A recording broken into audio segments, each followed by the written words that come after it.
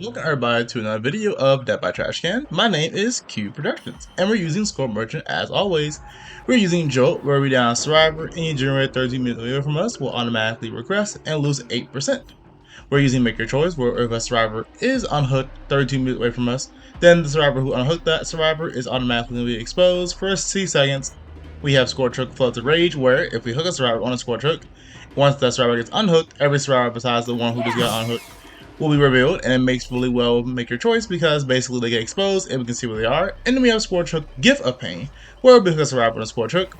Basically, they become hemorrhaged and mangled until they're healed again, but then once they're healed, they also do generators 16% slower, which is really good, until they're injured again. And it works with well Make Your Choice, because basically we're going to Make Your Choice, down the survivor, hook them on a Scorch Hook.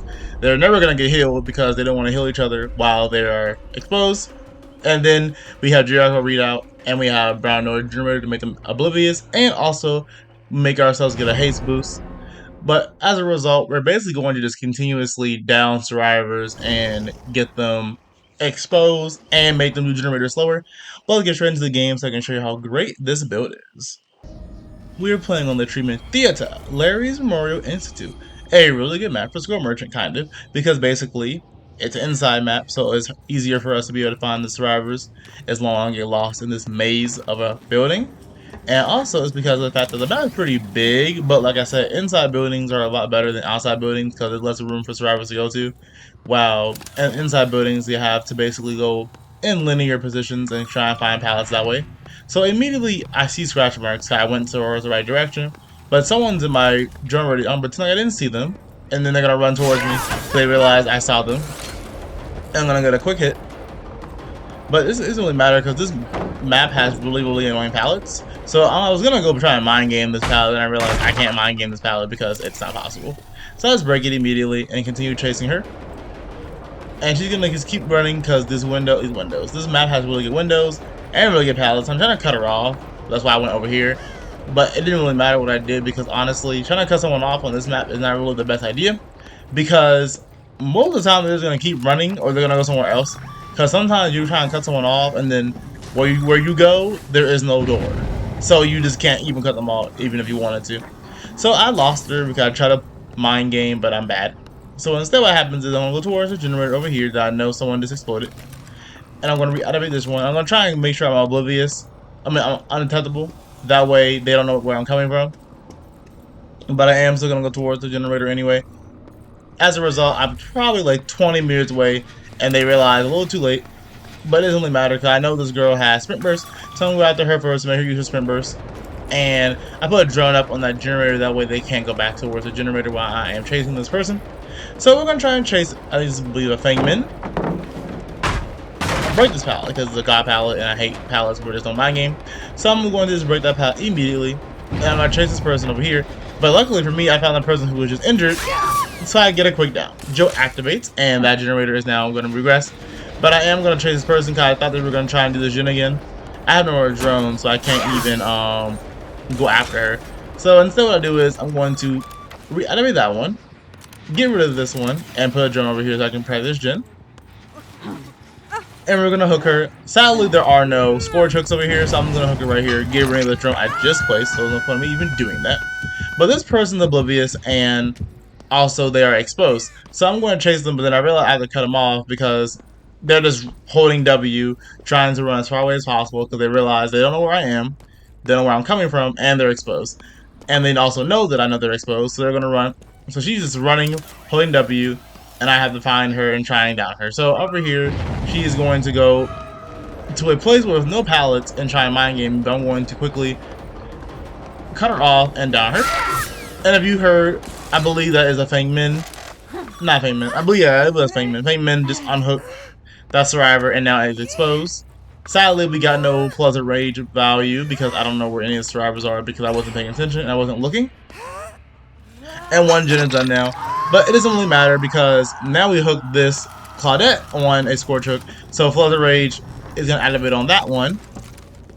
And because we didn't have no Scorch Hook on the other one. And also, we will get our Gift of Pain, so that person will be mangled and hemorrhaged until they get healed, and then once they get healed, they'll do generator slower automatically, which is really good for us. So So I'm going to go over here because I thought someone was going to be over here. So I'm going to kick this gen. It is about like a 70%-ish, so I want to kick it and make sure it's not going to get done fast. They've only done one gen, but we have hooked 2 people, so that's pretty good for us. I'm going towards the hook because I feel like they're going to unhook. But I decided to go. I was too close to the hook, and that's why my make your choice when I activate. But they didn't unhook yet because they realized they can hear my terror radius, so now I'm going to unhook. I just couldn't find anybody, so I went straight towards the hook again. But I'm going to put a what's it called? A drone on this gen. Go back. The Floater Rage is going to activate, so I know exactly where Feynman is, but I do not have her exposed because I was too close towards the hook. But it doesn't really matter because I wanted to down someone. I couldn't find anybody, so I thought, okay, I'll just down this person. And I didn't want them to make sure they unhook. That pallet was down, but for some reason, Feynman did not go towards the pallet. I don't know why she did that. So instead, we're going to go in this really weird building, in this really weird room. I'm going to grab Feynman because he's literally trying to run away from me instead of going towards the pallet. This time, I want to be smart. I'm going to actually hook Feynman on top of the hook that is a Scourge hook. And to the left, I knew I saw someone in the corner of my eye, so I'm pretending I didn't see her, and then down here. I don't know why she tries to hide, thinking I don't see her, but I have eyes. So she's going to vault over the pallet. I thought I didn't see her vault, over that window. And I believe she also had live, so she is gone. But I thought she didn't, I didn't see her move, so I was like, oh, she went around, but nope. She definitely kept going. But luckily for me, she already dropped the gold pallet, the god pallet. And I was able to hook her. I mean, down her. Now I'm gonna hook her. So I'm getting twisted my words today. Please forgive me. But as you can see, we're going to pick her up and hook her with a Scorch hook. I didn't want to hook her too close to the other one because I want to make sure make her choice to activate. But I'm gonna do it anyway. So I am close enough where I can get the person who just got exposed, but I'm far enough away where, of course, they are exposed. She's going to hear my terror radius and get scared. We can see where she is, though, thanks to Floods of Rage. So I know she's behind this wall. We're going to use our Oblivious status effect to basically, our Oblivious and our Unattainable status effect to down her really fast. So I'm going to immediately down her. But sadly, she has a pallet. But luckily for me, she's oblivious and doesn't know where I'm coming from. So as a result, she just gets hit immediately.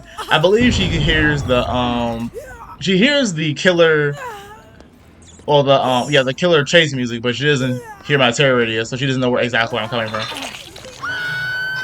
But she could have seen my red stains. I'm a little confused why she went that way in the first place. I think she thought there was a wall here. I did the same thing. There is no exit. So I put a drone here just so I can try and give myself a little, not direction, what's it called? Just know exactly where a survivor is if they go over there. She has live, but I was able to track her using my drone. She's going to drop this pallet. I'm going to mind game it, make her vault, and down here. I didn't even have to make her vault because the pallet would have got destroyed anyway. So we downed. So someone, I think there's one person on her second hook, Oblivious Fangman, and I know she's dead on hook. So we are doing really well. Like usual, this build is just snowball the build. And now we have to basically just wait for this person to get unhooked so we can kill the person who is going to be exposed. But it looks like they're not going to unhook their teammate for some reason. Probably because they're just scared to be exposed and they just don't like altruism. So she dies on a hook and I'm like, okay, that's not what I expected to happen. But it doesn't really matter because I was doing really well anyway. And I believe I just saw the Claudette. So I am undetectable and Claudette is what's it called? Oblivious. So I was be able to basically go right behind her. And then of course Claudette and Fangman are both here. So I'm gonna down Claudette. And Claudette doesn't drop the pallet. And for some reason Claudette is just emoting and just wants me to kill her. I guess she just gave up. I don't know why they gave up, honestly, because they were doing pretty well until they decided to not save their teammate. I think Fangman was too scared to go to the hook and save her teammate, even though Fangman's already injured, so it didn't matter if Fangman got exposed, but she was too scared to save her teammate, and that is the reason why Claudette, the person who was healthy, didn't want to go probably either, because she knew she was going to be exposed. So as a result, they just decided not to save her, and now 2 people died immediately. So now I have to find Fangman, but I have no idea where she is. And at this point, I can just camp the basement because there's only 2 survivors left and there's 3 gens. There's no way they're going to be able to do all 3 gens, knowing there's only 2 of them. Like, there's just no way. It's impossible. There are 5 gens technically on the map, but I can just put a drone on four of the 5 gens, and then protect the 5th one. And there's nothing they can do about it because they're gonna have to do the drones, and I'm gonna know exactly where they are. But Fangman is scared and does not want to go for the unhook, which makes sense anyway, because the game is technically over. There's no way Fangman's gonna be able to unhook. But then I look and my drone has touched her, so I know exactly where she is. So she's gonna vault the pallet, but she has live, so she is gone. But it doesn't really matter because she's going in the complete opposite direction of the hook, and the game is over. There is nowhere she can go. And with that, we get the last down of the game, and there's a hook right in front of her.